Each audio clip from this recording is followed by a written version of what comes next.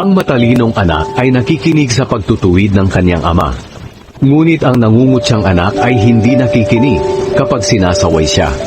Ang taong nagsasalita ng mabuti ay gagantihan ng mabuting bagay. Ngunit ang salita ng taong hindi tapat ay gagantihan ng karahasan. Ang taong maingat sa pagsasalita ay nag-iingat ng kanyang buhay. Ngunit ang taong madaldal, dulot sa sarili ay kapahamakan. Ang taong tamad, hindi makukuha ang hinahangad. Ngunit ang taong masipag ay magkakaroon ng higit pa sa kanyang hinahangad. Ang taong matuwid ay namumuhi sa kasinungalingan.